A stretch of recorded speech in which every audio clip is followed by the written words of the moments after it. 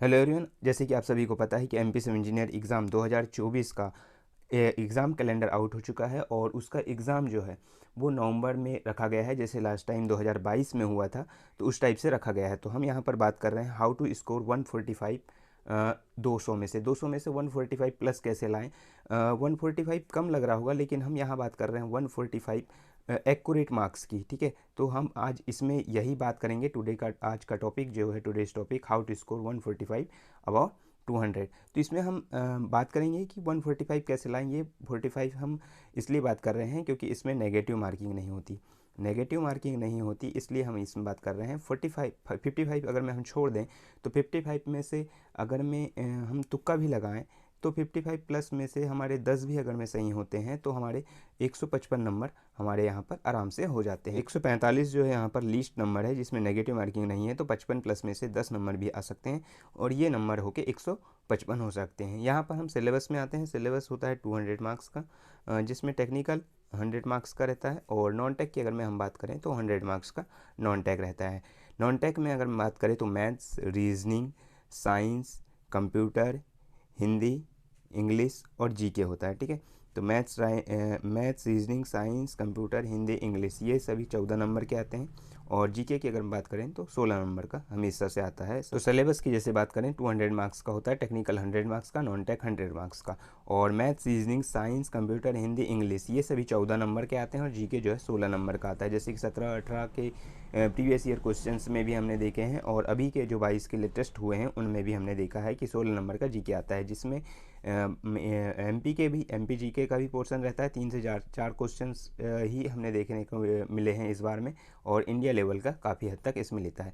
अब हम यहाँ पर नॉन टेक को थोड़ा साइड करके टेक्निकल की बात कर ले रहे हैं कि स्कोरिंग और इम्पोर्टेंट सब्जेक्ट कौन से हैं जिसका लास्ट टाइम में जिससे बहुत अच्छे से आया है। टेक्निकल का वही है कि सिविल, इलेक्ट्रिकल और मैकेनिकल जो भी ब्रांच से आप संबंधित रखते हैं तो इसमें वहाँ पर पूछा जाएगा। तो मेरा सिविल है तो यहाँ पर हम सिविल के स्कोरिंग सब्जेक्ट्स की यहाँ पर बात कर रहे हैं। ठीक है, तो इसमें देखते हैं जैसे कि आप यहाँ पर देख पा रहे होंगे, surveying, estimate, costing and valuation, environment engineering, irrigation engineering, transportation, building material and concrete technology.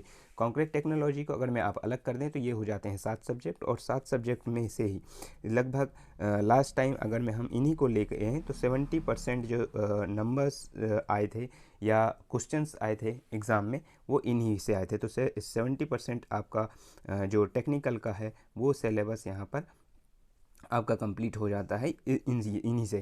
क्योंकि लास्ट टाइम जो आया था कि कभी पूछ लिया था सर्वेइंग से 10 से 15 नंबर का या एस्टिमेट कोस्टिंग से 15 नंबर का या इन्वायरमेंट से, तो एक फिक्स नहीं था। पर हाँ, इन जो 7 टॉपिक हैं इनसे जो क्वेश्चन है वो अच्छे खासे आए हुए थे। ठीक है, इसके बाद में अगर हम बात करें कि और सिविल में कौन से सब्जेक्ट होते हैं और जिनसे आता है, तो जियोटेक में है सॉइल मैकेनिक्स और डीप सैलो फाउंडेशन।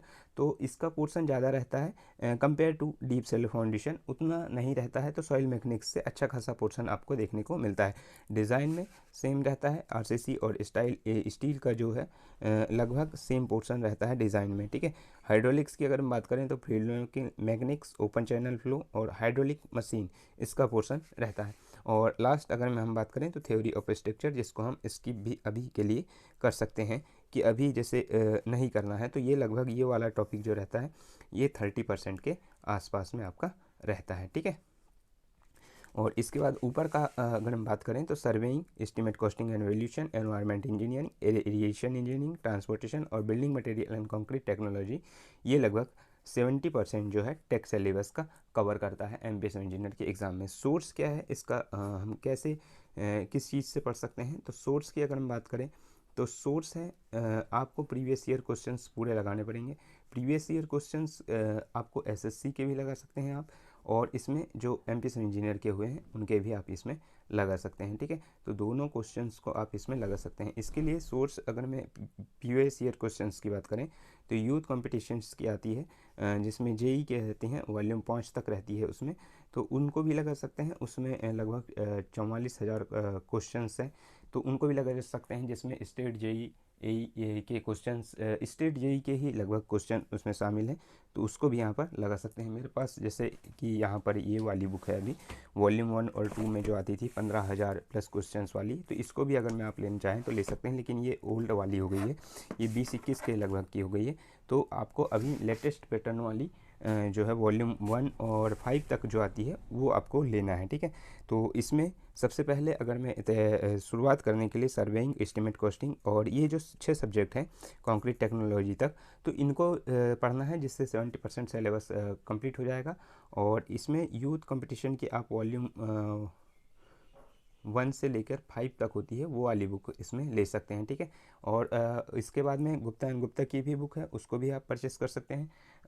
और अगर मैं आप हिंदी मीडियम के हैं तो जैसे आपको थोड़ा इंग्लिश में ये हो रहा है तो आप आपके शॉर्ट नोट्स इंग्लिश में बने होंगे, और उसके बाद में पिक्टोरियल का जैसे कि इसको भी आप परचेस कर सकते हैं, पर देख सकते हैं पहले इसका डेमो देख लेना, उसके बाद में ले सकते हैं, ठीक है। इसमें मैं ज़्यादा यहाँ पर नहीं खींचूँगा, वीडियो लंबा होगा। नॉन टेक का हम अलग से बात करेंगे, और इसमें मैं बुक भी आपको बताऊँगा कि बुक भी कौन सी लेना चाहिए और कौन कौन से स्कोरिंग सब्जेक्ट नॉन टेक के हो सकते हैं, उसके बारे में हम इसमें डिटेल में बात करेंगे।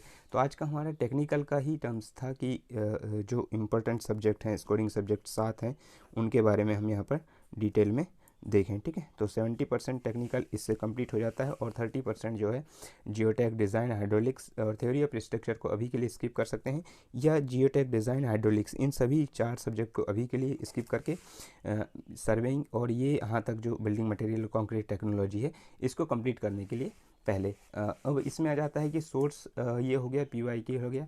तो पहले आप कोशिश करिएगा कि बुक से कंप्लीट करने की, उसके बाद में यूट्यूब से, और उसके बाद में ही फिर कोई ऑनलाइन कोर्स लेने का ये करना, क्योंकि बुक से आप देखेंगे तो ऑब्जेक्टिव लगाएंगे, उसके बाद में आपको बहुत सारे डाउट क्लियर हो जाएंगे। यूट्यूब में भी बहुत सारे टीचर्स हैं, रिकमेंडेशन दे दूंगा मैं कि कौन से टीचर्स और हैं बढ़िया पढ़ाते हैं, उनसे आप पढ़ सकते हैं। और ऑनलाइन कोर्स उसके बाद में लास्ट में ख़रीदने का कोशिश करिएगा, जैसे कि आपका 2-4 महीना 5 महीना बचता है उसके बाद में, तब तक आप यूट्यूब में भी काफ़ी कुछ पढ़ा हुआ है, तो उससे भी आपका कोर्स को कंप्लीट कर सकते हैं, ठीक है। तो ये था हम इसमें बात कर रहे हैं कि 145 कैसे लाएं, तो हम इसमें टेक्निकल में ही ज़्यादा बात कर रहे हैं यहाँ पर।